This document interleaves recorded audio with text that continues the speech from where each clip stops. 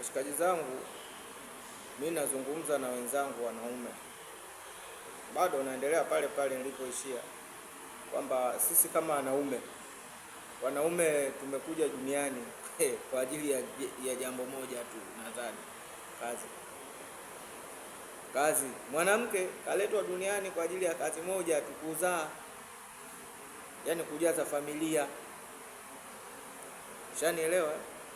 Sasa kama nkuzaa, kujaza familia, usimfanye mwanamke kuwa mtumwa ndani ya nyumba yako, ila mfanye mwanamke kuwa pambo la nyumba yako.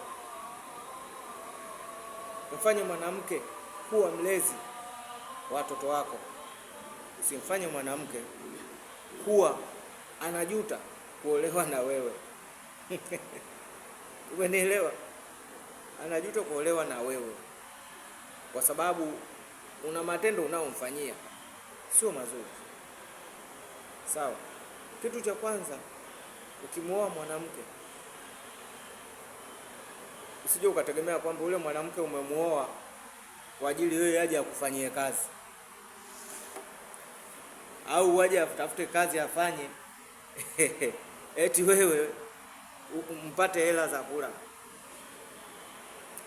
Hiyo haipo. Lakini mwanamke ameletwa duniani kwa ajili ya kutafuta kuendeleza, kujaza familia. Yuko ndani kwako pale kwa ajili ya kulea watoto wako wasipate tabu. Sawa?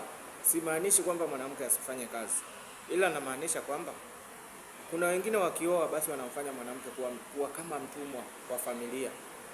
Anafika ndani ya familia pale, yeye anaosha vyombo, yeye anatafuta, anasafisha uwanja, ana nini, yaani zile kazi zote ambazo zilikuwa zinafanywa na watoto wa familia mle wanamwachia mwanamke, kitu ambacho sio sahihi. Na ndio maana kuna baadhi ya wanawake wengi hawawezi kuishi ndani ya ndoa kwa sababu ya matendo ambayo wanafanywa, matendo ambayo wanafanyiwa. Yaani kwamba anakutana na kazi ambazo anazifanya, kazi ni ngumu, ni nyingi. Afadhali angekuwa kule kwao kwao kule anafanya kazi zingine na anapumzika, anafanya kazi, anajua mambo mengine, anafanya kazi, kuna wakati anapumzika. Lakini pale anajikuta yeye yuko busy, yani anafanyishwa kazi mpaka anajuta kuolewa. Kwa nini? Kwa nini mpaka umfanye mwanamke mtumwa? Nakupa kodi, mshikaji wangu. Ukitaka kuoa, hakikisha uwe na uhakika wa kulea familia.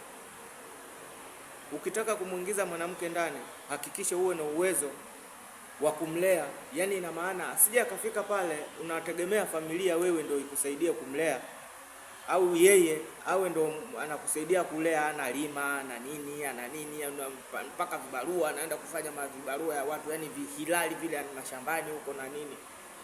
So fair, mshikaji. Mpe nafasi mwanamke ya kulea familia. Mpe nafasi mwanamke ya kulea familia. Utaishi naye miaka yote. Mimi nakwambia, hizo ni kama kodi nakupa wewe, mshikaji. Achana na tabia ya kumfanya mwanamke ndo mtumwa ndani ya familia yenu. Sawa? Asante sana.